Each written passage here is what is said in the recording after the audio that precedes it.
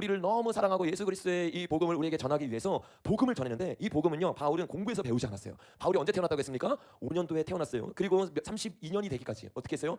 끊임없이 예수 그리스도 믿는 자들을 박해하면서 나아가기 시작합니다. 이 다메섹에서 주님을 만나고 나서 주님이 3년이라는 시간 동안 아라비아로 보냈다고 했어요.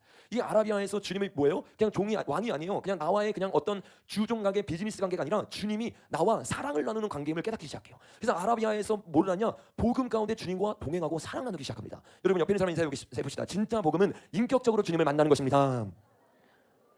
네, 여러분 오늘 주님 인격적으로 만나시길 바랍니다. 아라비아에서 주님과 인격적으로 만나고 나서 바울이 뭐라고 표현해요? 주님을 만나는 건 지식이 아니라 계시라고 표현합니다. 이 계시가 임해서 주님이 살아계시다는 거, 내 눈이 열리고 내 귀가 열어서 자녀들은 예언을 하기 시작해요. 어떻게 해요? 눈이 열려서 주님이 보기 시작하고 환상을 보기 시작하고 꿈을 꾸기 시작하면서 주님이 죽은 분이 아니라 동상이 아니라 실제 내 속에 경험되어지는 분임을 오늘 우리가 주님의 임재 가운데 깨달아 알아진 것처럼, 여러분 성경은요 우리에게 주님을 배우라고 말하지 않고 성경에서 뭐라고 말해요? 그의 선하심을 맛보아 할지어다 라고 그래요. 여러분 옆에 있는 사람 인사해 봅시다. 주님의 선하심을 맛보아 할지어다. 지식으로 하는 게 아니에요. 신앙은요 맛보아 깨닫게 되는 것입니다. 이 하나님의 임재를 먹고 마시니까 주님이 어떤 분인지를 욥이 예전에 들었어. 근데 뭐라고 말해요? 이제 알게 되었다. 와, 너무 값진 경험이죠. 여러분들도 오늘 이 바울의 얘기를 계속 듣고 끝나는 것이 아니라 다메섹과 아라비아의 경험이 여러분의 경험되길 예수님의 이름으로 축복합니다. 그리고 10년 동안 주님이 다소로 인도하셔가지고 어떻게 했습니까? 그리고 훈련하기 시작해요. 그리고 여러분 이 45년이 되고 나서 누가 바울을 불렀다고 했죠? 바나바가 바울을 불러서 부교역자로 겸손을 배우면서 1년이라는 시간 동안 어떻게 됐어요? 하나님의 말씀을 가르치기 시작하고 건의에 순종해서 나아가기 시작합니다. 여러분 선교사들이 못하는 게 뭔지 아세요? 한 자리에 머물러 있는 겁니다. 막 선교하고 싶어서 미쳐 내가 가지고 있는 거 가지고 여러 군데를 막 돌아다니려고요. 여러분 그 사람 선교사 못됩니다. 왜 그렇습니까? 장기 선교사는요 열정을 가지고 나아가는 게 아니라 그 땅에서 어떻게 해요? 살아가는 겁니다. 그래서 진짜 선교사는 뭘 배워야 되느냐? 주님이 말씀할 때까지 움직이지 않는 법을 배워야 돼요. 근데 많은 청년들이 어떻게 해요? 내 열정을 가지고 여러 군데 가서 막 선교하려고 그래요. 그리고 진짜 선교사가 딱 됐을 때 1년도 그 자리에서 못 버팁니다. 왜요? 선교는요 객기가 아니에요. 진짜 선교는 삶입니다. 그 자리에서 죽어지고 주님이 말씀할 때까지 멈출 수 있는 끈기와 인내가 있어야 되는데 이게 없는 거예요. 바울은 어땠어요? 주님이 말씀할 때까지 물어 11년이라는 시간 동안 멈추고 움직이지 않았어요. 여러분 이 일이 있고 난 다음에 주님이 바울을 드디어 부르기 시작해요. 주님이 바울을 여러분 어디로 부르셨어요? 여러 가지 나라 가운데 주님이 부르셨는데, 자 여기가 뭐라고 했죠? 흑해. 여기가 뭐라 했어요? 에게. 여기 여러분 뭘까요? 구부로 섬이 있고 무슨 해가요? 지중해. 우리 지금 여기 하이파가 여기 있다며요. 우리 아이들이요 기도의 집에서 딱 뭐가 보면 지중해가 보이는데 이거는 서해랑 여러분 동해랑 비교가 안 됩니다. 끝이 안 보일 정도로 지중해가 쫙 놓였는데 우리가 그걸 보면서 열방을 위해 기도해야 될 줄로 믿습니다. 이 하이파 말고 여러분 예루살렘은 여기 있죠. 이 예루살렘으로부터 그리고 여기 다메섹이 있고 다소가 있고 여기 안디옥이 있습니다. 안디옥에서 45년부터 46년까지 1년이라는 시간이 있다가 주님이요 이 바울을 이제 선교 여행으로 보내기 시작해요. 1차 선교 여행 여러분 몇 년? 46년부터 48년도까지가 몇 차예요 여러분? 1차. 자 그리고 나서 뭐가 있었다고 했어요? 기억나는 사람? 49년도에 뭐가 있었습니까? 예루살렘 공의회가 있었어요. 예루살렘 공의회가 끝나고 나서 50년부터 53년까지 몇 차예요 여러분? 이게 2차 선교여행을 갑니다. 53년부터 쉽니까 안 쉽니까? 쉽지 않아요. 바로 달려나서 직행해. 어디로 직행했다고 했어요? 에베소로 직행해서 무려 2년 동안 총 합쳐서 57년 동안 3차 선교여행을 하기 시작합니다. 이 3차 선교여행이 끝나고 나서 여러분 어떻게 해요? 나는 로마로 가야겠다고 말하면서 그 천부장에게 잡히기 시작하고 벨릭스 가까이가 가기 시작하면서 그 곳에서 여러분 몇 년 동안 갇혀 있었어요? 이태 2년 동안 갇혀 있습니다. 2년 동안 갇히고 난 다음에 비로소 로마로 가기 시작하는데 로마로 가는 시간 1년, 또 로마에서 몇 년 동안 여러분 갇혀 있었어요? 2년 동안 갇혀 있었어요. 그래서 60에서 60년 로마로 가는 시간이었고 61년부터 63년까지 감금을 당합니다. 감금을 당하고 나서 잠시 풀려나요. 그래서 4차 선교 여행을 갔다 오고 66년에 다시 잡혀서 이때 순교를 당합니다. 66년에 여러분 로마의 황제가 누구였죠? 네로예요. 네로가 64년에 왕이 되고 나서 네로 황제가 있을 때 어떻게 돼요? 64년도에 대화재가 일어납니다. 그 화재를 어떻게 해요? 이 화재를 자기가 민심이 점점 안 좋아지기 시작하니까 이 바울과 베드로와 수많은 선교사님들을 죽이기 시작하면서 어떻게 합니까? 자신의 민심을 되찾기 위해서 순교를 시키는데 그때 순교당한 게 바로 바울입니다. 이렇게 여러분 이 바울이 1차, 2차, 3차, 4차 전도 여행을 하는데 1차 전도 여행 여러분 기억나시는 분 있어요? 이 안디옥에서 어디로 갔어요? 실루기아로 갔다가 어떤 섬으로 갔습니까? 구브로로 가는데 이 구블라에서 살람이라는 곳을 지나서 어디로 갔다 했어요? 바보로 갔다 했죠. 바보에 갔더니 누가 있었어요? 바보 같은 바이스가 있었어요. 여기 직접 바보 같은 바이스를 지나서 여러분 어디로 갔어요? 항구 도시인 버가로 갔죠. 버가를 갔다가 여러분 비시디아 어디로 갔어요? 이름이 똑같은 안디옥으로 갔죠. 안디옥. 이 안디옥을 갔다가 핍박이 심해지니까 여러분 어디로 갑니까? 포기하지 않고 이구니온이라는 곳을 갔다가 이구니온에서도 또 핍박이 심해져요. 어디로 갔어요? 루스드라 왕 더베로 갔다고 했습니다. 요게 1차 선교 여행인데 이 선교 여행 동안 여러분 이 바울이 지냈던 지역을 여러분 뭐라고 불러요? 여기가 뭘까요? 남갈라디아 지역이에요. 뭐라고요? 남갈라디아. 여기는 북갈라디아죠. 그래서 원래 바울은 북갈라디아로 가가지고 어떻게 하려고 했어요? 이 북갈라디아로 가가지고 아시아로 가고 싶었는데 하나님이 말씀하셔서 2차부터는 북갈라디아 아시아로 가는 게 아니라 무시아를 지나서 드로아로 갔습니다. 근데 어쨌든 1차 선교 여행의 지역은 여러분 어디라고요? 남갈라디아 맞습니다. 남갈라디아예요. 1차 동안 이 복음을 전하면서 여러분 엄청난 기적이 일어났어요? 안 일어났어요? 일어났어요. 총독과 마술사가 함께 있는데 예수 그리스도의 복음과 능력으로 깨뜨리기 시작하고 이 남갈라디아 지역으로 올라가서 이구니온과 루스드라는 곳곳을 가는데 죽었다가 살아나면서 여러분 여기서 어떤 아들이 생겼다고 했어요? 디모데라는 아들을 만들고 수많은 기적이 일어났던 곳이 바로 1차 선교 여행이었어요. 여러분이 선교할 때 이런 기적이 일어날 줄로 믿습니다. 이런 선교 여행을 통해서 엄청난 기적이 일어나면서 곳곳에 하나, 둘, 셋, 넷, 다, 일곱, 여덟, 아홉 군데 주님의 일들이 일어나면서 교회가 생겨지기 시작합니다. 근데 교회가 생겨지고 나서 바울이 바나바에게 말을 합니다. 뭐를 말하느냐? 우리가 세운 교회가 믿음을 견고하기 위해서 우리가 편지를 보내고 우리가 그들의 믿음을 견고하게 하자. 그래서 48년에 여러분 뭐예요? 1차 선교여행을 갔다 오자마자 처음으로 이 바울이 서신서를 쓰는데 어떤 서신서겠어요, 여러분? 갈라디아서요. 뭐라고요? 갈라디아서. 이 갈라디아서가 바로 바울이 전했던 첫 번째 복음 서신입니다. 1차 선교를 갔다 오고 나서 예루살렘 공회를 지납니다. 그리고 나서 50년 때 다시 2차 선교여행 갔어요. 2차 선교여행 여러분 기억나세요? 주님이 부시아를 통해서 어디로 갔어요? 드로아를 지나서 네바폴리를 지나서 어떤 성으로 갔다 했죠? 뭐죠? 빌립보. 맞아요. 빌립보에 가가지고 처음으로 누굴 만났다고 했어요? 자색옥감을 만들고 있는 루디아를 만나서 기적을 경험하기 시작하고 감옥에 갇혀있던 이 병사를 통해서 다 기억나시죠? 아멘. 네, 저도 여러분이랑 똑같이 공부하고 있는 거 여러분 다 기억하시고 여러분 직접 적으시면 이 기억이 많이 납니다. 이 루디아를 회심시키고 그 어떻게 예언했던 귀신들던 여종을 어떻게 해요? 축사하고 그러니까 감옥에 갇혔는데 어떻게 해요? 그 감옥에서 지진이 일어나면서 여러분 실로와 바울이 감옥에 갇혀서 뭘 했어요? 찬양하기 시작했어요. 아멘. 오늘 저와 여러분이 찬양한 것처럼요 찬양에는 능력이 있습니다. 찬양을 하기 시작할 때 온 땅이 진동하게 될 줄로 믿습니다. 주님의 임재에 어떻게 해요? 온 땅이 흔들려요. 왜 온 땅이 흔들리냐? 우리가 주님을 경배할 때 주님이 내려오시기 때문입니다. 또 바울과 실라가 주님을 찬양하면서 지진이 일어나면서 옥문이 딱 열리니까 군사들이 어떻게 해요? 자살하려고 하는데 그때 복음을 전합니다. 우리가 도망치지 않았다. 우리가 믿는 예수님이 문을 열어줬는데 너가 예수님을 믿어야 된다. 말을 하니까 이 군인과 온 집이 구원을 받았어요. 여러분 주님은요 우리 가정을 구원하기를 원하십니다. 이때 여러분 빌립보에 가가지고 가정을 완전히 주님이 다 구원했어요. 빌립보에 가가지고 처음에 루디아의 온 집을 구원했던 거랍니다. 군대에 있는 그 군사의 온 집을 구원했던 겁니다. 진짜 복음이 들어가면요 여러분만 믿는 게 아니라요 여러분의 가정에 영향을 끼칠 수밖에 없을 줄로 믿습니다. 이 영향을 끼치면서 계속 나아갔어요. 계속 나아가면서 여러분 빌립보를 지나서 어디로 갔습니까? 기억난 사람? 어디? 가장 핍박이 심했던 곳. 그렇죠. 데살로니가로 갔어요. 데살로니가에 갔더니 엄청난 역사들이 일어나는데 동시에 엄청난 핍박이 일어납니다. 이 핍박이 너무 심하니까 제자들이 이 데살로니가에 있었던 바울을 어디로 보냈다고 했습니까? 마음이 유한 어디? 베레아로 보냈어요. 그래서 베레아로 갔는데 이 베레아 사람들은 마음이 유순해가지고 바울이 전하는 복음을 그대로 받아들였어요. 근데 그대로 받아들이는데 이것을 목격하고 있던 데살로니가에 있던 유대인들이 찾아옵니다. 돌을 들고 찾아오니까 너무 상황이 급박해서 디모데랑 실로는 놔두고 바울만 어떻게 했어요? 해변을 통해서 어디로 갑니까? 어디로 갔어요? 아덴으로 갔어요. 아덴에 있다가 우상들을 보면서 격노하기 시작하면서 그에게 복음을 전해요. 그리고 성령님의 인도하심 가운데 여기 옆에 있는 어디로 갔어요? 고린도로 갔어요. 고린도에 가가지고 여러분 누구를 만났다고 했어요? 누구? 아굴라와 브리스길라를 만났어요. 그들과 함께 복음을 전하고 있을 때 뒤늦게 이쪽에 있었던 팀이었던 누구예요? 실라와 디모데가 합류하기 시작합니다. 실라와 디모데가 딱 합류하니까 어때요? 지금 어떤 상황인지 데살로니가에 대한 이야기를 딱 들은 거예요. 데살로니가 상황이 어떠냐? 우리 한번 가볼까요? 데살로니가. 이건 이번 주에 나눌 건데 간단하게만 한번 나눠보겠습니다. 데살로니가 전서입니다. 자, 1장 1절 시작. 바울과 실로아노와 디모데는 하나님 아버지와 주 예수 그리스도 안에 있는 데살로니가 교인에게 편지하노니 은혜와 평강이 너희에게 있을지어다. 우리가 너희 모두로 말미암아 항상 하나님께 감사하며 기도할 때 너희를 기억함은 너희의 믿음의 역사와 사랑의 수고와 우리 주 예수 그리스도에 대한 소망의 인내를 우리 하나님 아버지 앞에서 끊임없이 기억함이니 하나님의 사랑하심을 받은 형제들아 너희를 택하심을 아노라. 이는 우리 복음이 너희에게 말로만 이른 것이 아니라 또한 능력과 성령과 큰 확신으로 된 것입니다. 우리가 너희 가운데 너희를 위하여 어떤 사람이 된 것은 너희가 아는 바와 같으니라. 또 너희는 많은 환난 가운데서 성령의 기쁨으로 말씀을 받아 우리와 주를 본받는 자가 되었으니 그러므로 너희가 마게도냐와 아가야에 있는 모든 믿는 자의 뭐가 됐대요? 본이 되었느니라 라고 말하고 있어요. 여러분 여기서 보니까 뭐라고 말하냐면 지금 너희의 이 핍박이 어디에 있느냐? 아가야 지방이 어디냐면 여러분 이 에덴과 고린도가 있는 요 지방을 아가야라고 부릅니다. 그러니까 아가야, 그러니까 경기도에 있는 어떤 동처럼, 어떤 구처럼 이 아가야라는 지역에 있는 아덴과 뭐예요? 고린도에 있는 거예요. 근데 그쪽까지 여러분 그들이 핍박을 받으면서 믿음의 본이 보인다는 것이 들려졌어요. 우리 다시 읽어보겠습니다. 8절부터 시작. 주의 말씀이 너희에게로부터 마게도냐와 아가야에게만 들릴 뿐 아니라 하나님을 향하는 너희 믿음의 소문이 각처에 퍼졌으므로 우리는 아무 말 할 것도 없노라. 그들이 우리에 대하여 스스로 말하기를 우리가 어떻게 너희 가운데 들어가는지와 너희가 어떻게 우상을 버리고 하나님께 돌아와서 살아계시고 참되신 하나님을 섬기는지와 또 죽은 자들 가운데서 다시 살리신 그의 아들이 하늘로 그날로부터 강림하실 것을 너희가 어떻게 기다리는지를 말하니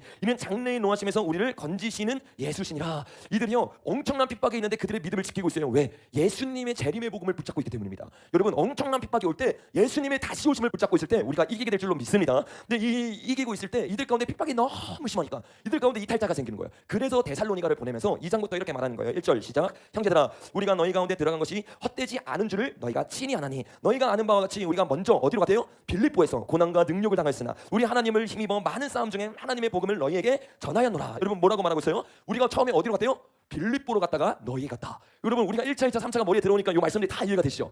이렇게 여러분 이 바울은요 어디서? 고린도에서 이 데살로니가에 있는 사람들의 핍박하는 상황을 보면서 아가야 지방에 머물고 있을 때 그들을 향해서 격려의 편지를 씁니다. 그 편지를 쓰고 나서 이 바울이 여기 뭐라고 했어요? 데살로니가 살 전후 그리고 나서 이 3차 전도 여행으로 넘어가가지고 3차 전도 여행으로 가기 전에 2차 맨 마지막 여러분 어디에 있었어요? 고린도에 있었어요. 근데 고린도 교회가 은사가 많고 엄청난 능력이 나타나는데 문제가 많으니까 3차 전도 여행 때 바로 어디로 가냐? 고린도 전서 후서를 적습니다. 그리고 57년 맨 마지막 3차 전도 여행 때 바울이 뭐라고 말해요? 나는 어디로 가서 복음을 전할 거다? 로마로 가서 복음을 전할 거다. 그때 당시에 로마에는 교회가 있었다고 했어요? 없었다고 했어요? 있었어요. 왜 생겼다고 했죠? 32년에 스데반의 이 핍박으로 말미암아서 전 세계로 사람이 퍼지는데 그때 로마에 이미 사람들이 가 있었어요. 그 중에 한 사람이 여러분 원래 누구였어요? 아굴라와 브리스길라입니다. 브리스길라는 원래 그쪽 귀족 이방인이었고 아굴라는 뭐였어요? 유대인이었어요. 유대인이 핍박을 받아가지고 그쪽에 가서 누구를 만났어요? 너무 아름다운 브리스길라를 만나서 결혼을 한 거예요. 그래서 결혼해서 그곳에서 복음을 전하다가 41년에 어떻게 해요? 추방을 당했는데 추방 당하기 전에 교회가 있었던 거예요? 없었던 거예요? 있었던 거예요. 그래서 사도 바울이 자기가 3차 전도 여행 이후에 로마로 갈 거기 때문에 그때 썼던 57년에 썼던 책이 어떤 책이에요? 로마서입니다. 고린도 전후서 로마서를 썼어요. 그리고 나서 로마의 실대로 가서 감금을 당했다고 했습니다. 감금당해서 쓴 4가지 책 여러분 뭐라고 했어요? 앱골 빌빌이라고 했죠. 빌빌 원래 빌몬인데 외우기 쉽게 위해서 빌빌이라고 한 거예요. 그래서 에베소서 그리고 뭐예요 여러분? 빌립보서, 골로새서 하나는 뭐예요? 빌레몬서. 요 4가지의 책을 이 감옥에 갇혀서 썼습니다. 감옥에서 갇혀서 쓰고 난 이후에 이 4차 전도 여행을 시작하면서 자기의 인생이 얼마 남지 않은 걸 압니다. 그래서 자신의 아들 같은 누구에게 편지를 썼어요? 디모데 전서에게 편지를 쓰고 그리고 나서 디도서를 씁니다. 맨 마지막에 이 순교의 2차 감금을 하고 나서 마지막 바로 죽기 전에 쓴 책 이게 뭐라고 했어요? 디모데 후서라고 했습니다.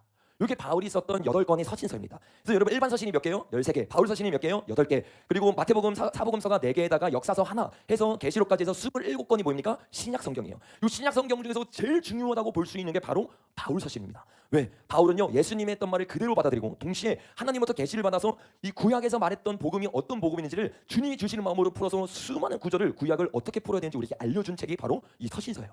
그래서 오늘부터 여러분들과 이 서신서들을 내일까지 내일이 아니죠.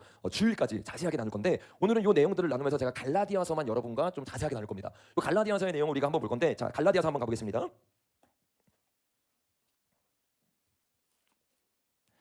갈라디아서는 여러분 2가지의 견해가 있어요. 하나는 저처럼 남갈라디아설이 있어요. 이거는 제가 방금 말했던 남갈라디아에 썼던 책이고 그리고 북갈라디아서는 56년에 쓰였다고 하는데 성경을 저는 봤을 때 남갈라디아설이 맞다고 생각합니다. 왜냐하면 이 성경에서 1장부터 2장 1절까지 그의 역사에 대해서 다루고 있는데 이 역사가 다 어디까지의 역사냐? 46년까지의 역사예요. 그러니까 여러분 그 이후의 역사가 북갈라디아설이 맞다면 있어야 되는데 46년까지의 역사를 적고 나서 본격적으로 복음에 들어갑니다. 그래서 우리가 지금 나누고 있는 것처럼 갈라디아가 이쪽에 있는 게 아니라 여기 가장 먼저 특별히 어디 있는 거예요? 48년에서 49년 사이에 이 남갈라디아에게 보낸 편지라고 보면서 우리가 읽어야 됩니다. 근데 이 상황이 지금 어떤 상황이냐? 자, 1장 6절부터 읽어보겠습니다. 시작. 그리스도의 은혜로 너희를 부르신 이를 이같이 속히 떠나 다른 복음을 따른 것을 내가 이상하게 여기노라. 여러분 이게요 교회의 특징이에요. 바울이 그렇게 목숨을 걸고 복음을 전했어요. 복음을 가르쳤어요. 인생을 걸고 나아가는데 갔다 오고 나니까 어떤 소식이 들려요? 다른 복음을 듣고 있는 거예요. 주님이 말씀했던 복음 그리고 바울이 49년도에 가가지고 이 12사도들과 함께 비교하면서 자신의 복음이 정확하다는 걸 깨달은데도 그 복음을 가르치는 게 아니라 아까 고린도후서에서 나눴던 것처럼 그들이 이리같이 들어와가지고 잘못된 진리를 우리에게 전하고 있는데 어떻게 해요? 그대로 받아들인 거예요. 그러나 바울이 우리에게 뭐라고 말합니까? 7절 읽어보겠습니다. 시작. 다른 복음은 없나니 다만 어떤 사람들이 너희를 교란하여 그리스도의 복음을 변하게 하려 함이라.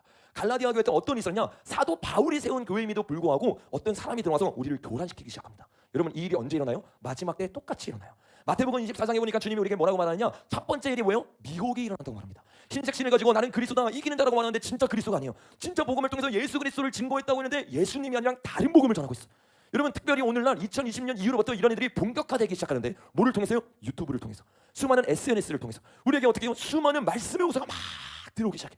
분명히 한 교회를 다니고 있어요. 근데 여러 말씀을 내가 선택해서 들을 수 있습니다. 충격적인 건 뭔지 아세요? 복음이 다른데 성도들이 분별하지 못하는 거예요. 왜? 말씀을 안 가르쳤기 때문에. 역사를 가르치지 않고 정말로 하나님의 말씀이 그리고 복음에서 말하는 바가 무엇인지를 제대로 가르치지 않으니까 성도들이 그냥 비슷한 말을 하고 회개를 외치면 똑같은 사람들이라고 착각을 합니다. 근데 여러분 똑같은 복음이 아니에요. 그 복음을 분별할 수 있는 날카로운 눈이 있어야 될 줄로 믿습니다. 특별히 다른 거는요 다 속아도 돼요. 근데 복음은요 아니에요. 왜요? 진짜 복음만 우리를 구원합니다. 다른 복음은요 우리를 구원하지 못해요. 여러분 열심히 신앙생활해요. 열심히 봉사하고 열심히 사람들에게 인정받았어요. 근데 내가 심판대에 딱 섰는데 주님이 말하기를 내가 너를 도무지 알지 못한다. 너무 충격적인 말이야. 수많은 사람들이 내가 들은 게 복음이라고 생각했어. 내가 이대로 나아가면 천국은 따놓은 당상이라고 생각했어. 그래서 수많은 사람들이 편안하게 안전하다 하면서 신앙생활하는데 죽고 나니까 회개하지 않았어. 죽고 나니까 주님 우리 목사님이 이렇게 가르쳤는데요. 주님한테 그거 안 통합니다. 여러분 신앙은 개인일 줄로 믿습니다. 근데 여러분 교황 때 어떻게 했어요? 수많은 사람들이 교황말을 받아들였어요. 면죄부를 믿었어요. 연옥을 믿었어요. 교황대로 나아가면 내 가족이 천국 갈 거라고 생각했어요. 죽고 나니까 뭐예요? 나도 지옥이에요. 주님 나는 교황을 열심히 따랐습니다. 안 통합니다. 이 마지막 때도 마찬가지예요. 수많은 사람들이 디모데 전후서에 보니까 내 귀에 가려운 스승을 찾기 시작한대요. 내가 보기에 옳은 말, 내가 보기에 맞는 복음, 이 말을 하는 사람들을 따라가기 시작해요. 여러분 유튜브를 보세요. 정확하게 맞습니다. 내가 보기에 옳은 사람을 따라가기 시작해요. 구독하기 시작해요. 그 사람들을 띄워주기 시작하고 따라가기 시작합니다. 확정 평양 되기 시작합니다. 왜 이런 일들이 일어나요? 기준이요 내가 보기에 옳은 복음을 따라가기 때문이에요. 여러분 진짜 복음은요 오직 말씀 위에 세워질 줄로 믿습니다. 그래서 사도 바울이 우리에게 뭐라고 말하느냐? 자 8절부터 읽어보겠습니다. 시작.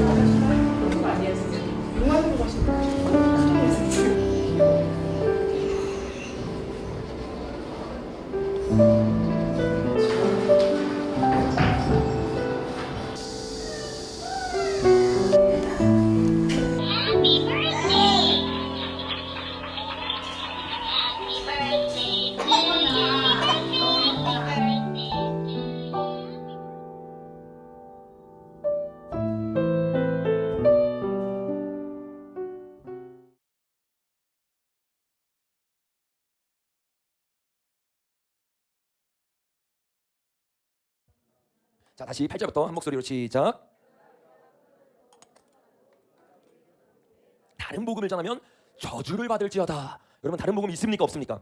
복음은요 하나입니다. 그래서 복음은 늘 극단적이에요. 남들이 다 아니라고 해도 복음이 맞다고 하면 예라고 해야 될 줄 믿습니다. 수많은 목사님들이 교수님들이 교단이 말해도 여러분 우리는 교리를 따라가는 게 아니라 주님의 말씀을 따라가야 될 줄로 믿습니다.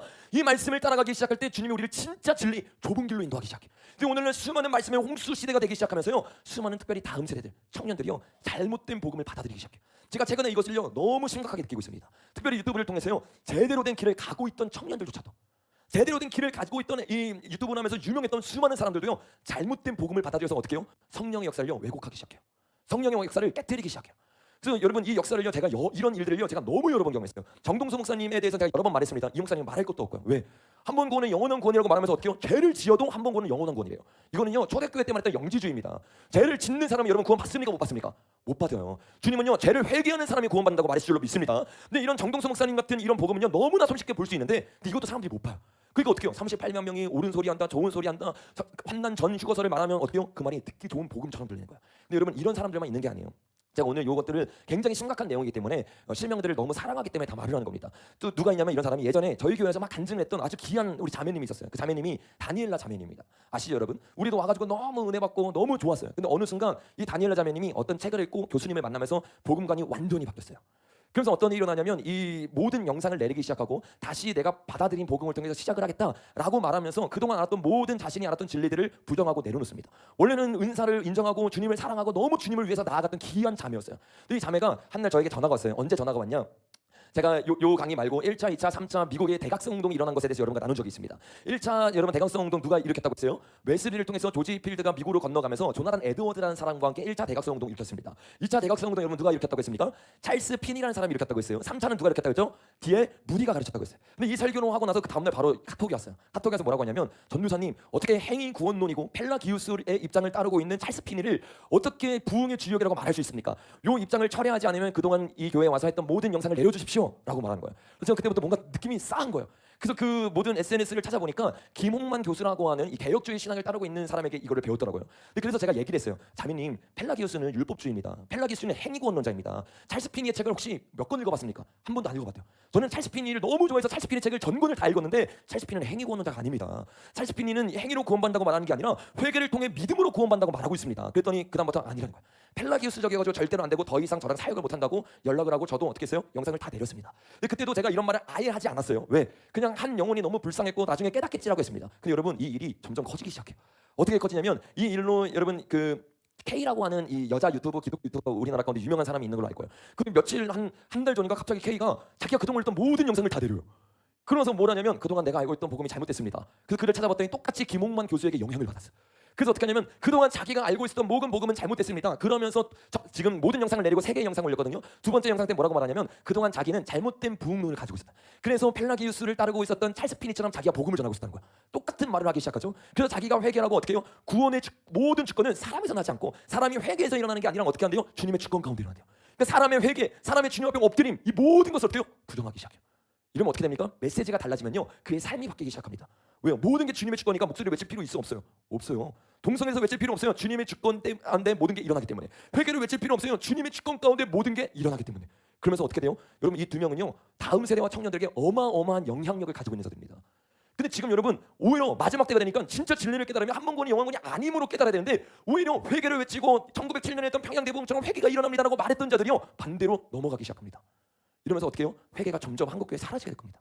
한국교회 가운데 진짜 복음이 사라지게 될 겁니다. 여기서 끝나는 문제가 아니에요. 역사를요 완전히 왜곡해놨어요. 찰스 피니는요 펠라기우스적이 아니거든요. 근데 펠라기우스가 뭔지도 모르고 찰스 피니는 뭔지도 모르니까 어떻게 해요? 그냥 교수님이 말하면 저 교수님 말이 맞나 보다. 펠라기우스가 어떻게 해요? 율법주의인데 이 율법주의에 대리는 게 찰스 피니니까 이 찰스 피니를 따르는 사람이 뭐예요? 웨슬리이고 감리교이고 성결교단이고 그들이 말하는 모든 회개 외침은 잘못된 거야. 실제로 그렇게 갑니다. 왜 그렇습니까?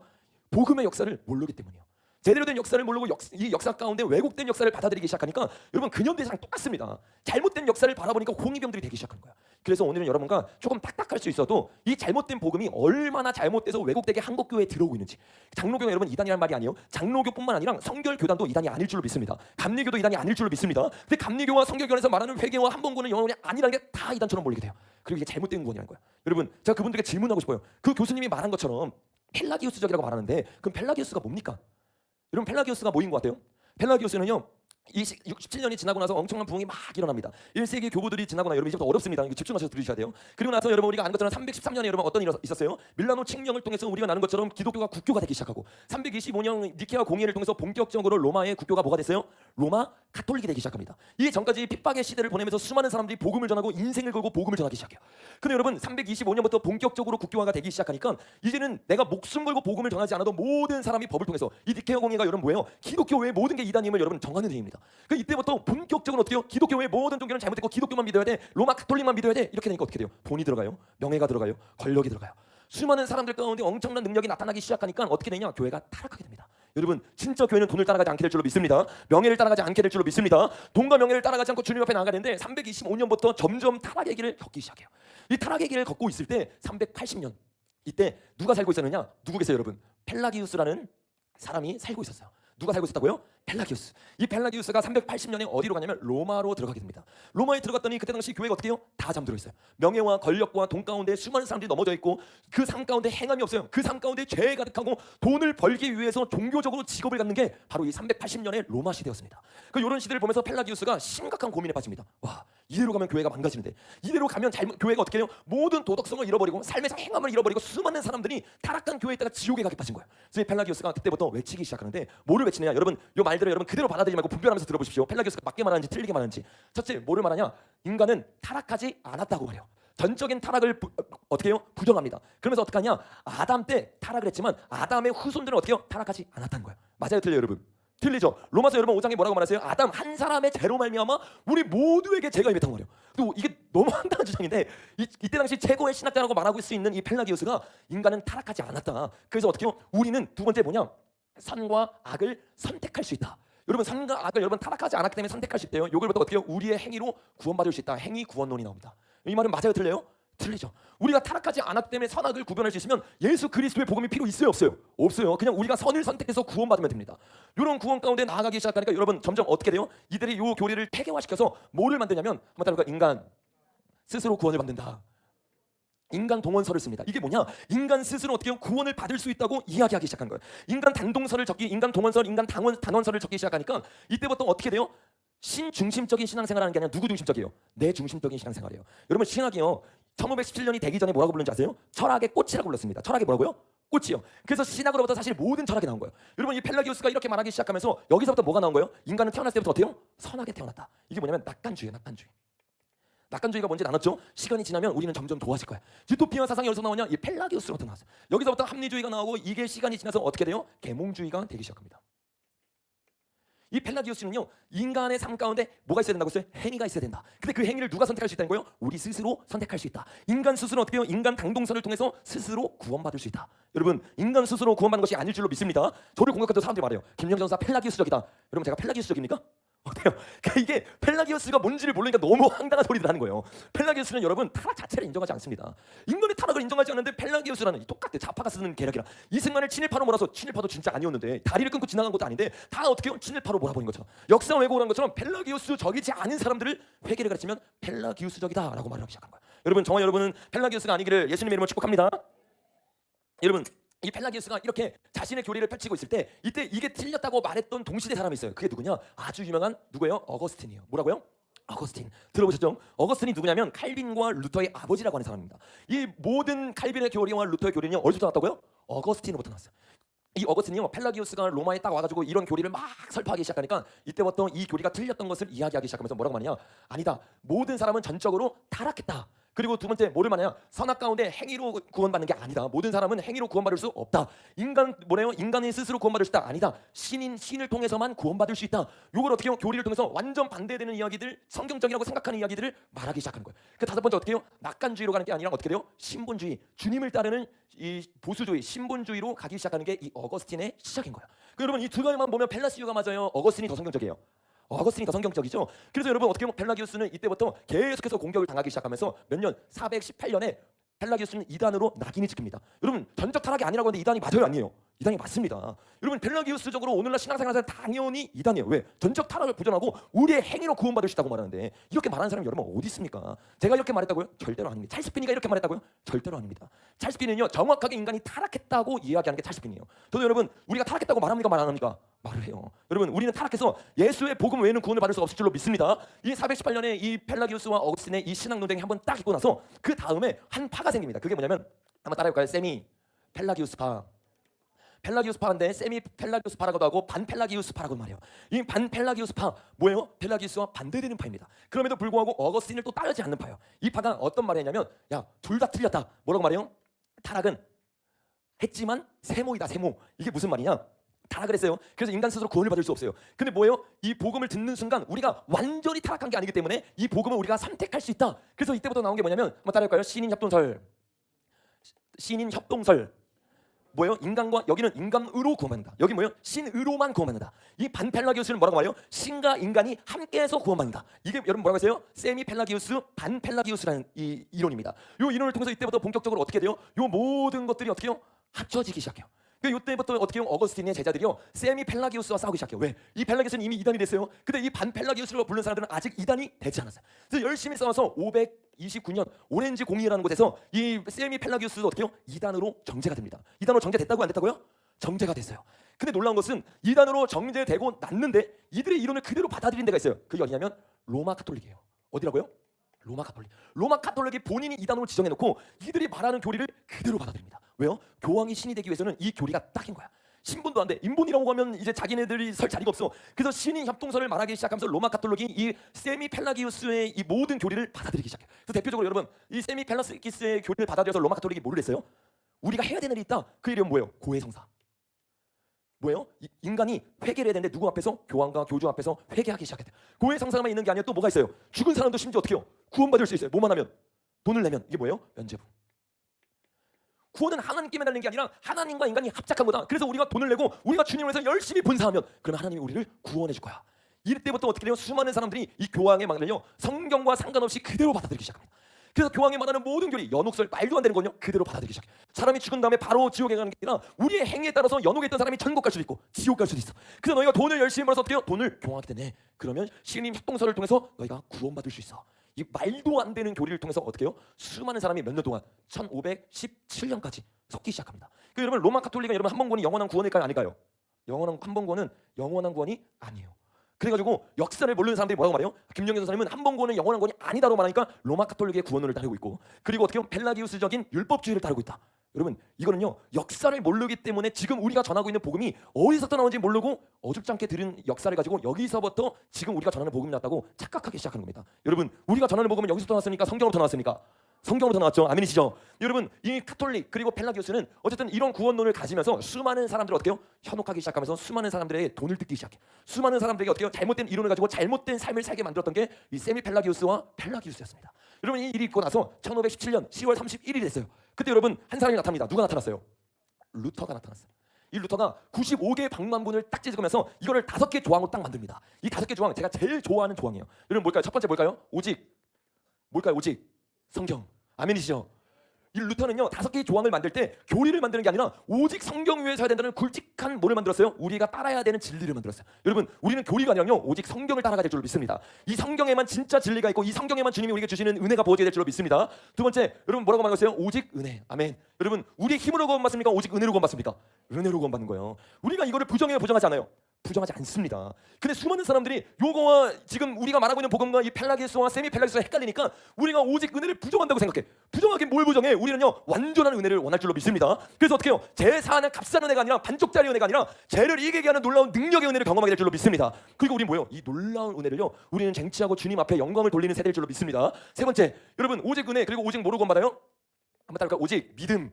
여러분 오직 믿음으로 구원받을 줄로 믿습니다. 제가 오직 믿음을 부정했나요? 아닙니다. 우리는요 이신칭의로 구원을 받는 거예요. 근데 이 믿음 제대로 믿는 사람은 예수님을 사도행전 5장 31절에 보니까 예수님을 뭐로 믿는데요? 임금과 또 뭐로 믿어요? 구주로 믿는데요.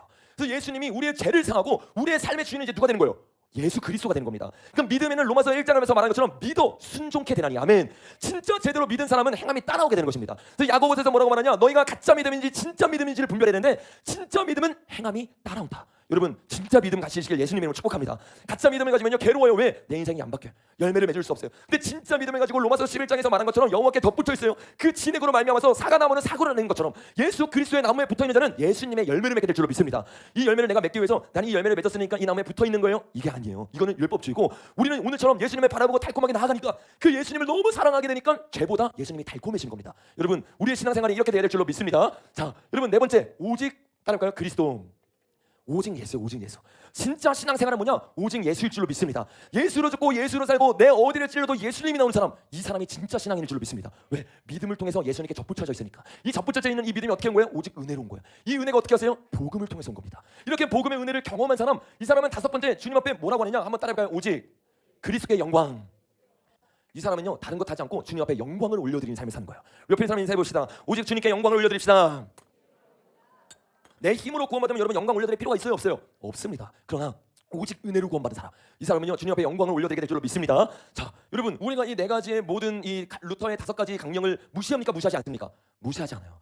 루터의 이 5가지 강령은 뭐예요? 세미 펠라기우스와 펠라기우스에 대해서 말했던 게 루터의 강령인데 우리는 루터의 강령을 그대로 이어받지 펠라기우스와 세미 펠라기우스의 말을 듣지 않습니다. 근데 우리가 하고 있는 이 진리가 요것과 비슷해 보여. 그러나 여기에 뿌리를 두고 나온 게 아닙니다. 역사는 여기서 끝나지 않아요. 역사가 계속해서 이어집니다. 여러분 역사가 어디까지 이어지냐?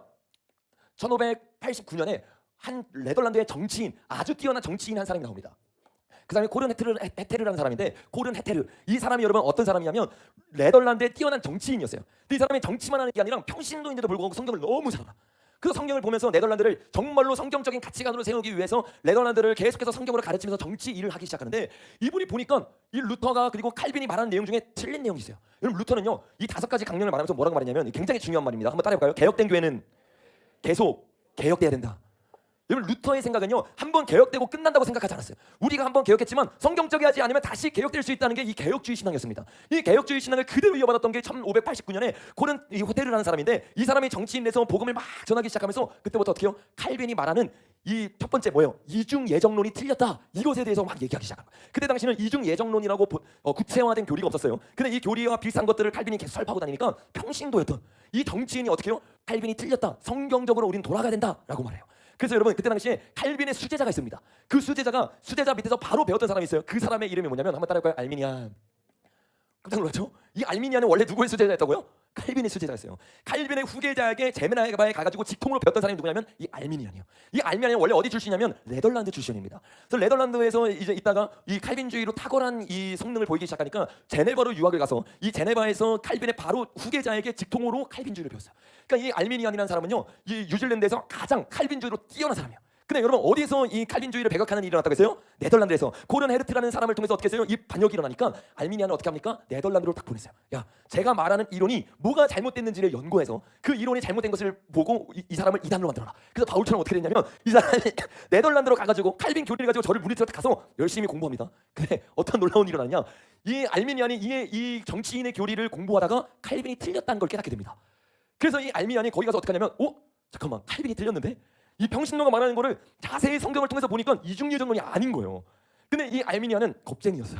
그래서 어떻게 하냐면 자기가 알면서도 계속해서 이 논쟁을 어떻게 해요? 뒤로 미루기 시작합니다. 그러면서 1609년에 이 알미니안이 죽습니다.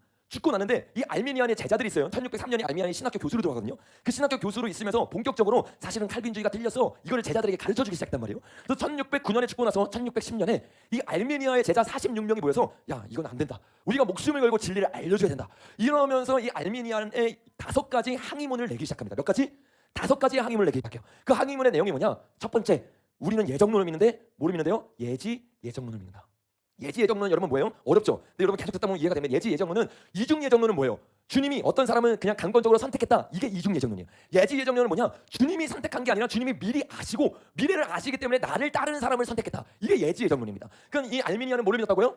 예지예정론을 믿었어요. 자, 그리고 두 번째, 이 알미니안이 이 펠라기오스와 연관이 되는 부분이 있어요. 이게 두 번째 부분이다. 이게 뭐냐? 전적 타락이 아니라 부분 타락이다. 뭐라고요? 부분 타락.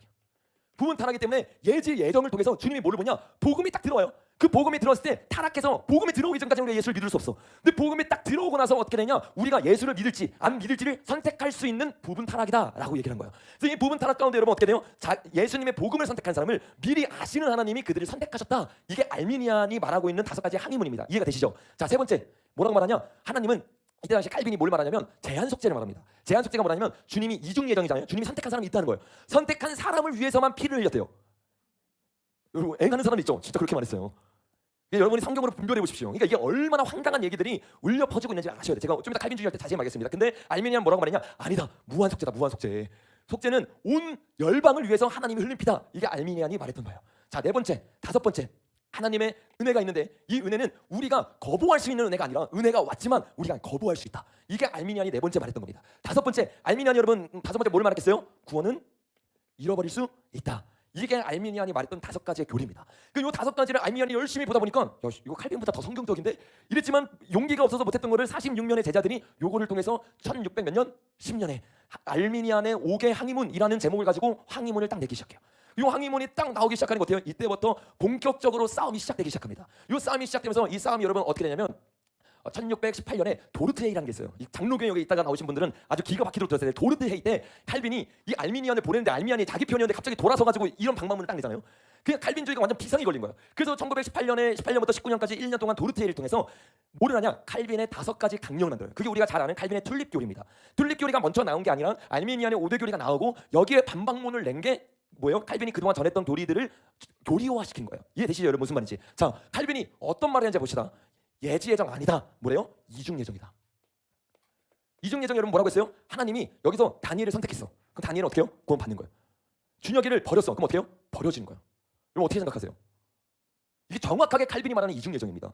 하나님이 어떤 사람을 선택해서 그 사람을 간접적으로 구원하신다는 거예요.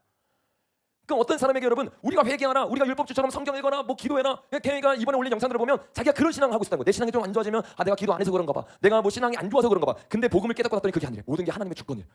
그래서 내가 그렇게 눌릴 필요가 없다는 거예요. 그래서 어떻게 해요? 자유해지기 시작합니다. 여러분 이거는 복음이 아니에요. 만약에 이게 복음이면 전면적으로 뭐랑 부딪힌 거예요? 하나님은 사랑이시다랑 부딪혀버린 거예요. 왜? 하나님이 어떤 사람을 선택했어. 그 사람이 사랑의 하나님이다. 근데 어떤 사람은 버렸어. 그게 어떻게 사랑의 하나님이에요? 이 말을 하면 이 칼빈주의들은 항상 이런 말은 무슨 말이냐면 야 그게 아니지. 모든 사람이 지옥에 가는 건데 그중에 하나님이 선택한 거면 은혜지. 이렇게 무슨 은혜입니까? 그 구원받지 못한 사람은 이거 말도 안 되는 얘기예요. 여러분 보세요. 베드로의 설교를 통해서 3,000명 5,000명 회개했어요. 스데반의 설교를 통해서 어떻게 해서 사람들이 돌을 던졌어요. 그걸 누가 정했다는 거예요? 하나님이 정했다는 거예요. 그 사람이 돌 들게 해가지고 스데반을 죽인 다음에 자기도 지옥 가게 하나님이 정했다? 하나님이 지옥 갈 사람들을 왜 창조했습니까? 이건 여러분 조금만 생각해봐도 이건 아예 말도 안 되는 이야기예요. 근데 뭐예요? 하나님은요 선택해가지고 어떤 사람은 천국 보내고 어떤 사람은 지옥 보낸다는 거예요. 그럼 여러분 주님이 우리에게 왜 회개하라고 합니까? 회개하라 천국이 가까이 왔느니라. 근신하라 깨어라. 주님 우리에게 근신하고 깨어있으라 회개하라고 말하고 너희 죄를 다 내어 버리라고 말하는데 왜 이렇게 말해요? 주님이 북치고 장구치는 겁니까? 주님이 어떤 사람을 회개시키고 어떤 사람을 성화시킨 다음에 알아서 주님이 막 이끌어가는 겁니까? 사람의 자유의지를 어떻게 해요? 아예 묵살시켜요. 사람이 선택하는 거 하나도 없다. 그럼 여러분 뭐예요? 이 이중 예정을 믿는 사람, 이 사람은 주님 앞에 이렇게 말합니다. 아 이게 주님의 은혜예요. 주님이 우리를 사랑했습니다. 근데 이 교리를요 조금만 자세히 보면 정신병 걸려. 정신병. 왜 정신병 걸리냐? 여러분 이중 예정이 맞다면 우리가 주님 앞에 회개할 기회가 있어요 없어요? 없어요. 주님이 선택하는 거예요. 내가 오늘 이 복음을 듣고 칼빈의 교리를 듣고 회개했어요. 주님 앞에 나아갔어요. 은혜 막 받은 것 같아요. 근데 그 구원은 누가 결정해? 그럼 내가 죽을 때까지 구원 받았는지 안 받았는지 알아요 몰라요? 그럼 계속 불안에 떠는 거예요. 내가 구원 받았는지 안 받았는지 몰라. 구원의 확신 가운데 믿으면 구원받습니다. 근데 내가 그 믿는 이중 예정에 속한 사람인지 안 속한 사람인지 몰라. 이거는요 사람들의 마음에 평강을 주는 게 아니라 정신병을 걸리게 하는 거예요. 왜? 끝까지 내가 구원받았는지 안 받았는지는 나의 어떠함이 아니라 내가 회개했을 때 구원받을 수 있을 거라는 확신이 아니라 주님이 선택한 사람은 구원받는 거야. 여러분 우리가 말씀 가운데 깨어나기를 예수님의 이름으로 축복합니다. 두 번째 뭐를 말하느냐? 전적 타락을 말합니다. 칼빈이 말한 것 중에서 맞는 거 하나가 이 전적 타락이에요. 전적 타락도 우리가 생각하는 거 개념이 좀 다른데 우리가 생각하는 게 뭔지는 이 마지막에 나옵니다. 이 개념이 다른데 칼빈은 뭐라고 말해요? 아 부분 타락이 아니다. 전적으로 타락했다. 전적으로 타락했는데 이 타락한 사람 중에 이중 예정을 통해서 주님이 몇 사람만 건진다는 겁니다. 그러면 이 전적으로 타락한 사람 중에서 자유의지가 없기 때문에 구원 받고 싶어도 받지 못한 사람이 있다는 거 없다는 거예요? 있다는 거예요. 이게 사랑의 하나님입니까? 하나님은요 우리에게 절대로 그렇게 말하지 않았어요. 그래서 무한 속죄가 아니라 무슨 속죄라고 해요? 제한 속죄. 제가 지어낸 말이 아닙니다. 실제로 이런 의미입니다. 여러분 진짜 제한 속죄일까요? 우리 한 구절만 봐도 여러분 알아요. 디모데전서 한번 가보겠습니다. 자, 디모데전서 2장 4절입니다. 시작. 하나님은 모든 사람이 구원을 받으며 진리를 아는 데 이르기를 원하시니라. 하나님 어떤 분이래요? 모든 사람이 구원받기를 원하시는 분이래요. 근데 그 하나님이 능력이 없어서 그 중에 몇 명만 선택합니까? 그 하나님이 모두를 구원하고 싶은데 전적 타락했기 때문에 몇 명만 선택하고 제한 속죄로 몇 명에게만 예수의 피를 허락하겠습니까? 이거 여러분 이게 무슨 설명이 필요한 내용이 아닙니다. 근데 이거를 가지고 여러분 계속해서 2000년 역사 동안 싸우고 있는 거야.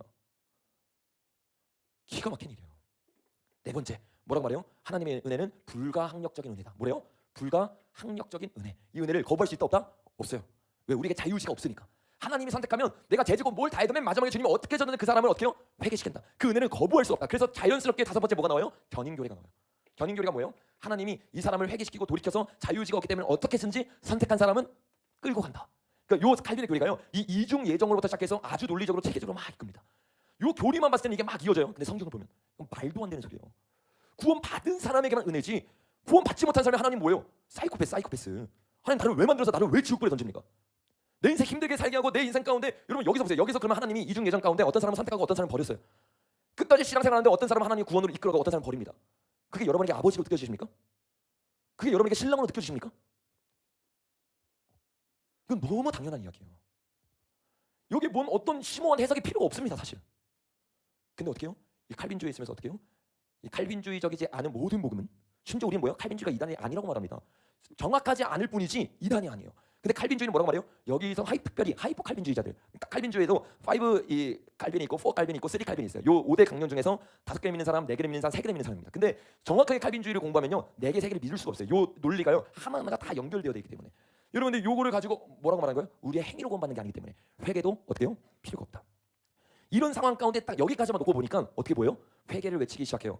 죄를 끊고 주님 앞에 극진적인 복음으로 나간다고 말해요. 이게 뭐로 보이는 겁니까? 펠라기우스처럼 보이는 거예요. 세미 펠라기우스처럼 보이는 거예요. 아주 로마 가톨릭의 잔재에서 아직도 못 벗어났네. 근데 여러분 역사는요 여기서 끝나는 게 아니에요. 그 뒤에 계속해서 개혁이 일어납니다. 이 개혁 중에 알미니안이 놓쳤던 것을 완전히 개혁했던 사람이 있어요. 그 사람이 여러분 누굴까요? 그 사람이 웨슬리예요. 존 웨슬리 여러분 들어보셨죠? 이 존 웨슬리가요. 이 1600년, 1618년이 지나고 나서 그 이후에 1차 대각성 운동의 영향을 가장 극진하게 줬던 사람이 누구라고 했어요? 존 웨슬리라고 했습니다. 그래서 1720년부터 본격적으로 막 뭐가 일어나요? 이 1차 대각성 운동이 막 일어나는데 그리고 나서 이 존 웨슬리가 죽고 나서 그 존 웨슬리의 후예들이 1784년 몇 년이요? 1784년에 감리교를 만들면서 감리교 25개의 조를 만듭니다. 감리교 25개조의 영향을 받은 교단이 바로 감리교이고 오순절이고 성결교단입니다. 이 교단들은 뭐예요? 요 뒤에 있는 요 모든 뿌리를 두고 있는 게 아니라 누구한테 뿌리 두고 있냐? 이 웨슬리가 성경을 본 그대로 성경을 보기 시작합니다. 웨슬리도요. 이 25개를 5가지를 줄일 수가 있습니다. 그 5가지를 줄이는 뭐냐면 첫째, 예지 예정이다라고 말해요.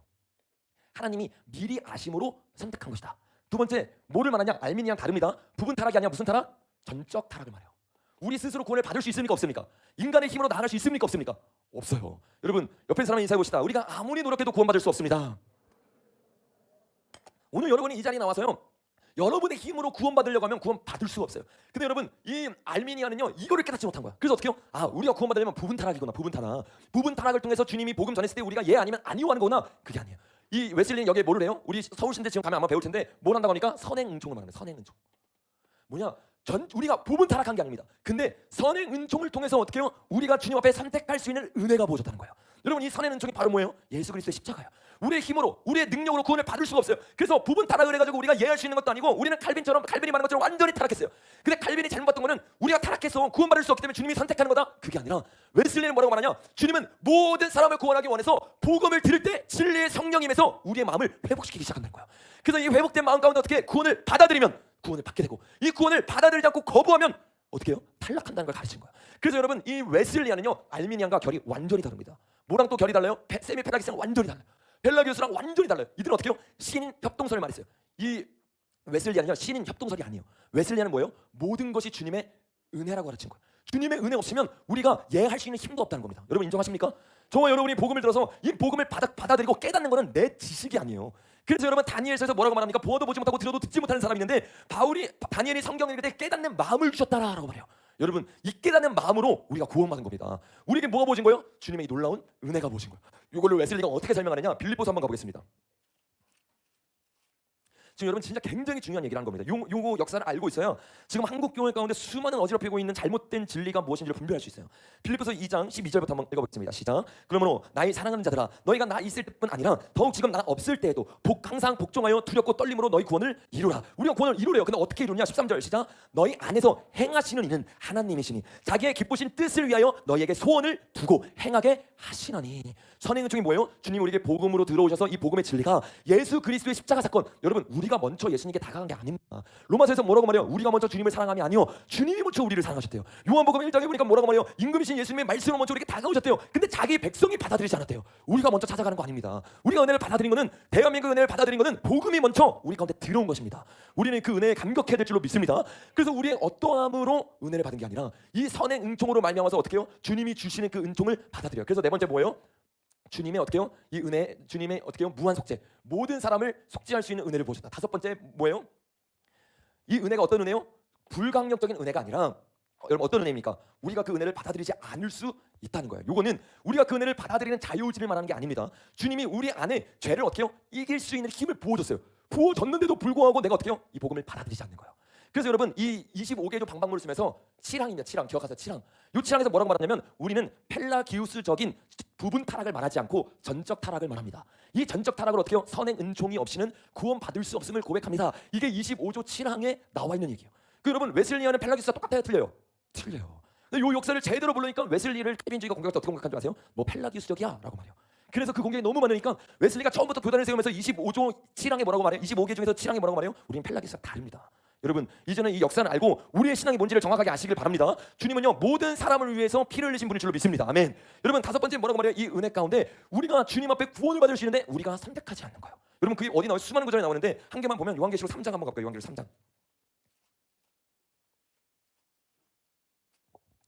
자, 3장 20절을 보니까 이렇게 말해요. 볼지어다 내가 중에 예수님이에요. 문 밖에 서서 어떻게 한대요? 두드린대요. 누가 먼저 찾아왔어요? 예수님이 선행 은총으로 우리에게 먼저 찾아오셨어요. 누구든지 어떻게 해요? 내 음성을 듣고 문을 열면 내가 그와 더불어 들어가서 먹는데, 그 말은 무슨 말이야? 내가 열지 아니하면 주님 들어올 수 없다는 겁니다. 여러분, 이게 무슨 말인지 이해가 되세요? 이거는 나의 노력으로 구원받는 걸 말하는 게 아니에요. 내가 주님을 떠나버린 거다. 실제로 여러분, 이런 사람들이 있어요. 로마서 한번 가보겠습니다. 자, 로마서 18장부터 제가 한번 읽어볼게요. 하나님의 진노가 불의로 진리를 막는 사람들의 모든 경건하지 않음과 불의에 대하여 하늘로부터 나타났나니 이는 하나님을 알만한 것이 그들 속에 보임이라. 하나님께서 이를 그들에게 보이셨느냐. 누가 먼저 보이셨어요? 하나님 먼저 보이셨어요. 창세로부터 그의 보이지 아니한 것들 곧 그의 영원한 능력과 신성이 그가 만든 모든 만물에 분명히 보여 알려졌나니 그러므로 그들이 어떻게 한대요? 핑계할 수가 없대요. 근데 어떻게 했습니까? 21절에 보니까 하나님을 알되 하나님을 영화롭게도 아니하되 감사하지도 아니하고 오히려 그 마음 그 생각이 허망하여지며 미련한 마음이 어두워졌나니 이들이 복음으로 하나님을 알았는데도 불구하고 스스로 어떻게 했어요? 그 마음이 허망하여지도록 미련한 마음에 두었습니다. 왜? 쾌락이 즐거워서. 22절에 보니까 스스로 지혜 있다나 어리석게 되어 썩어지지 아니하는 하나님의 영광을 썩어질 사람과 새와 짐승과 기어다니는 동물의 우상으로 바꿔놓으라. 그러므로 하나님께서 그들을 마음의 정욕대로 더러움에 내버려 두사 그들의 몸이 서로 욕되게 하셨으니 이는 그들이 하나님의 진리를 거짓 것으로 바꾸어 피조물을 조물들보다 더 경배하고 섬김이라. 주는 곧 영원히 찬송할 이시리로다. 아멘. 하나님이 그들에게 모든 걸 통해서 그들에게 복음을 알려주시고 하나님을 알게 하셨어요. 그럼에도 불구하고 쾌락이 좋아서 하나님이 순리대로 쓰는 거 어떻게 해요? 영리대로 바꾸기 시작합니다. 쾌락을 쫓아 나아가기 시작합니다. 그때 하나님은 어떻게 해요? 그들의 머리를 끌고 와가지고 이중예처럼 너는 구원 받아야 돼 하고 데려오고 어떤 사람은 버리고가 아니라요. 하나님은요 우리를 존중하십니다. 왜? 사랑을 나누기 위해서 자유의지를 주셨어요.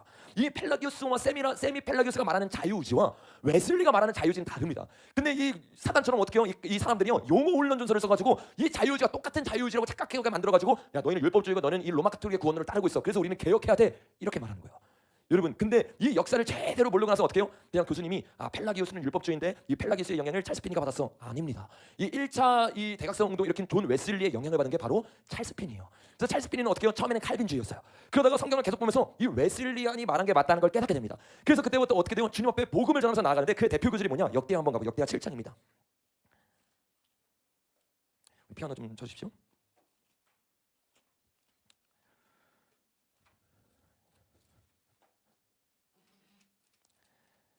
7장 우리 14절부터 우리 한번 읽어보겠습니다. 13절부터 시작. 호 내가 하늘 닫고 비를 내리지 아니하거나 호 메뚜기들에게 토산을 먹게 하거나 호 전염병이 내 백성 가운데 유행하게 할 때 내 이름으로 일컫는 내 백성이 그들의 악한 길에서 떠나 스스로 낮추고 기도하여 내 얼굴을 찾으면 내가 하늘에서 듣고 그들의 죄를 사하고 그들의 땅을 고칠지라.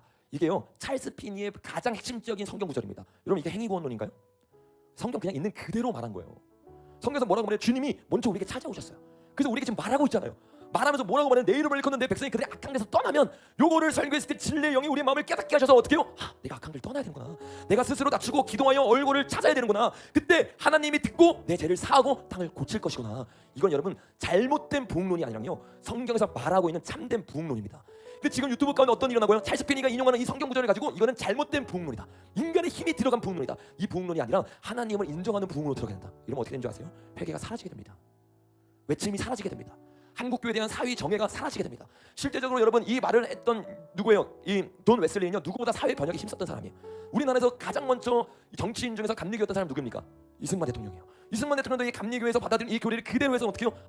우리는 뭐예요? 누구를 선택한 사람만 주님이 구원하지 않는다. 그래서 어떻게 해요? 가는 곳곳마다 교회를 세워요. 거침없이 복음을 전해요. 이 감리교회 웨슬리는요 이 복음을 전해서 어떻게 된 줄 아세요? 여러분 어떻게 됐을 것 같아요? 박탈당합니다. 목사직. 웨슬리 여러분 지금 감리교 우리가 이단 아니라고 말하는데 이때 당시에 감리교 이 웨슬리가 전했던 이 복음 때문에요 목사직이 박탈됐어요. 진리를 외치니까, 진짜를 외치니까. 그때 이 웨슬리가 뭐라고 말하는지 아세요? 교회는 나한테 작은 곳이다. 세계가 나의 교구이다. 이게 웨슬리의 비전이었어요. 웨슬리는 그때부터 어떻게 했어요? 하루에 4시간씩 자면서 새벽 5시에 일어나서 말을 타고 걸어다니면서 복음을 전하기 시작합니다. 왜? 그때 당시 칼빈주의가요 모든 알미니안 펠라기스 이 세미 펠라기스를 프레임을 들이대면서 웨슬리 너 칼빈주의가 아니야. 너 율법주의야. 너 잘못된 것을 말하고 있어. 그래서 어떻게 해요? 교회에서 그 뒤로 한 번도 설교 못해요. 이게 웨슬리안의 역사입니다. 무려 여러분 웨슬리가 말을 타고요 키로수를 재면 몇 바퀴를 돌았다고 해요? 지구 5바퀴 반을 돌았어요. 돌아다니면서 계속 복음 전해. 새벽 5시에 일어나서 설교하고 그의 설교가 3만 평이 넘는다고 합니다. 그는요 돌아다니면서 진짜 복음이 무엇인지 우리 힘으로 구원받을 수 없습니다. 그러나 주님은 어느 사람만 선택한 게 아니라 회개하는 모든 사람을 구원하기를 원하십니다. 오늘 주님 만나는 모든 사람이 주님의 임재를 경험할 것입니다. 이거를요 가는 곳곳마다 거리에서 복음을 전하기 시작해요. 눈물을 흘리면서 애통하면서 모든 자신의 이름, 명예, 권력 다 면직당했는데도 외치기 시작해요. 그의 복음을요 수많은 사람들이 회심하기 시작합니다. 이 웨슬리안의 교리를 받아들인 대표적인 사람이 또 누구냐? 찰스 피니뿐만 아니라 D.L. 무디입니다. 이 무디도 강력한 이 복음의 역사를 외쳤어요. 그런데 뭐라고요? 웨슬리안 다 잘못했대요. 여러분 시편 24편 한번 가볼까요? 24편에 가니까 주님이 우리에게 이렇게 말씀하세요. 여호와의 산에 오를 자 누구며 그의 거룩한 곳에 설 자가 누구인가? 내가 선택한 사람이다. 이렇게 말하지 않았어요. 주님 뭐라고 말합니까? 곧 손이 깨끗하며 마음이 청결하며 뜻을 나타나는 데 두지 아니하며 거짓 맹세하지 아니하는 자로다.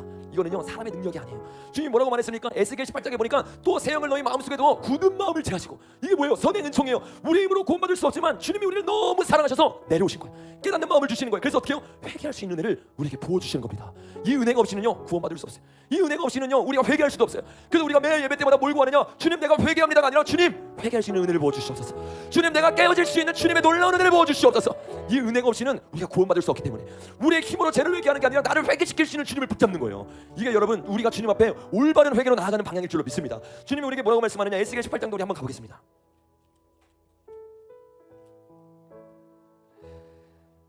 18장 우리 21절부터 읽어보겠습니다. 시작. 그러나 악인이 만일 그가 행한 모든 죄에서 돌이켜 떠나 내 모든 율례를 지키고 정의와 공의를 행하면 반드시 살고 죽지 아니할 것이라. 주님은요 어떤 사람은 악인으로 어떤 사람은 의인으로 선택하지 않으셨어요.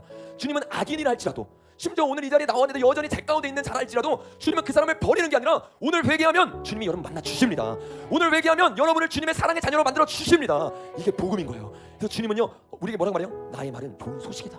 너가 언제든지 이 말을 붙잡고 내게 나오면, 나의 이 말을 붙잡고 내게 회개하면 내가 너를 구원할게. 내가 너의 삶을 인도할게. 주님이 또 우리에게 뭐라고 말합니까? 23절 읽어보겠습니다. 시작. 주 여호와의 말씀이라. 내가 어찌 악인이 죽는 것을 조금인들 기뻐하랴. 그가 돌이켜 그 길에서 떠나 사는 것을 어찌 기뻐하지 아니하겠느냐. 만일 의인이 돌이켜 그 공의에서 떠나 범죄하고 악인이 행하는 모든 가증한 일대로 행하면 살겠느냐. 그가 행한 공의로운 일은 하나도 기억되지 아니하리니 그가 그 범한 허물과 그 지은 죄로 죽으리라. 주님은 어떤 사람을 의인으로 선택하셔 그 사람을 구원하는 게 아닙니다. 그 사람이 의인이었다가도 지금 주님의 이 선행 은행을 놓쳐버리고 주님이 우리에게 주시는 그 감동을 놓쳐버리고 내가 원하는 대로 살아간다. 주님은 그 사람을 악인으로 본다는 거예요. 여러분 이게 성경에서 말하고 있는 복음입니다. 오늘 저와 여러분이요 그동안 잘못 듣고 있었던 잘못된 복음에서 벗어나서 진짜 복음으로 저와 여러분이 들어가야 될 줄로 믿습니다. 우리 마지막으로 25절부터 있는 말씀을 우리 32절까지 읽고 같이 기도했으면 좋겠어요. 읽어보겠습니다. 그런데 너희는 이르기를 주의 길이 공평하지 아니하다 하는도다. 이스라엘 족속아 들을지어다. 내 길이 어찌 공평하지 아니하냐. 너희 길이 공평하지 아니한 것이 아니냐. 주님은 뭐래요? 공평하지 않는 분이 아니래요. 우리가 공평하지 않은 거래요.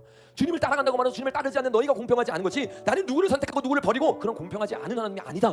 주님이 직접 말씀하는 거예요. 만일 의인이 그 공의를 떠나 제약을 행하고 그로 말미암아 죽으면 그 행한 제약으로 말미암아 죽을 것이요, 만일 악인이 그 행한 악을 떠나 정의와 공의를 행하면 그 영혼을 보존하리라. 그가 스스로 헤아리고 그 행한 모든 제약에서 돌이켜 떠났으니 반드시 살고 죽지 아니하리라. 그런데 주의 길이 공평하지 아니하는도다. 이스라엘 족속아 나의 길이 어찌 공평하지 아니하냐. 너희 길이 공평하지 아니한 것 아니냐. 주 여호와의 말씀이니라. 이스라엘 족속아 내가 너희 각 사람이 행한 대로 심판하리라. 너희는 돌이켜 회개하고 모든 죄에서 떠날지어다. 그리한즉 그것이 너희에게 죄악의 걸림돌이 되지 아니하리라. 너희는 너희가 모든 죄악을 버리고 마음과 영을 새롭게 할지어다. 이스라엘 족속아 너희가 어찌하여 죽고자 하느냐. 주 여호와의 말씀이니라. 죽을 자도 죽는 것을 내가 기뻐하지 아니하노니 너는 스스로 돌이키고 살지니라. 아멘. 여러분 주님은요 모든 사람을 살리기 원할 줄로 믿습니다. 오늘 저와 여러분이 이 말씀을 기도할 때 주님이 한 일을 행하실 건데 그게 에스겔 36장의 일입니다. 우리 한번 읽어보겠습니다.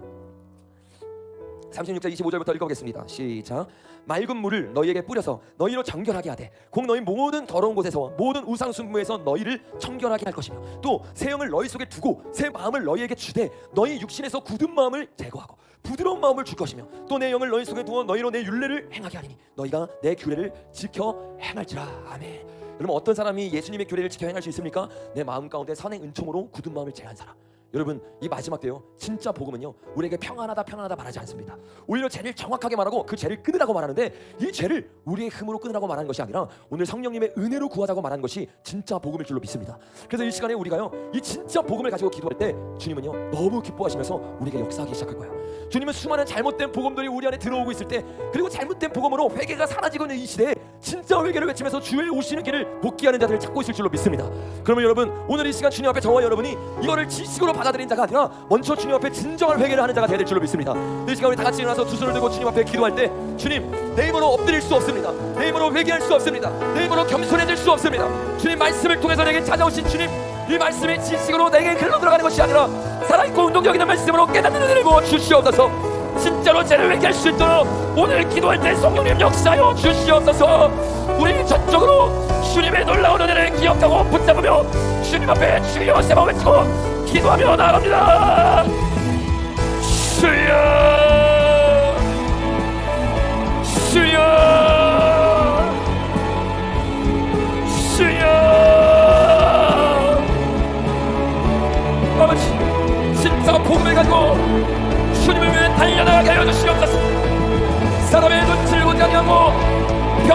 평강하다 외치는 이 시대 회개의 복음을 전파하며 주님의 말씀을 단 한 자도 떨어뜨리지 아니하고 주님의 말씀을 증거하는 교회 되게 하시고 주님의 말씀 앞에 꼬꾸라지고 회개하고 주님 앞에 엎드리는 주님의 은혜를 구하는 그리스도인을 내게 하여 주십시오. 우리의 힘으로 구원받을 수 없습니다. 우리의 노력으로 구원받을 수 없습니다. 전적인 주님의 은혜를 구합니다. 주님 나를 구원하여 주십시오. 주님 나를 깨뜨려 주십시오. 여러분의 노력으로 바뀌지 않습니다. 여러분의 노력으로 구원받을 수 없습니다. 성령님 전심으로 주님을 의지하오니 진정한 복음 가운데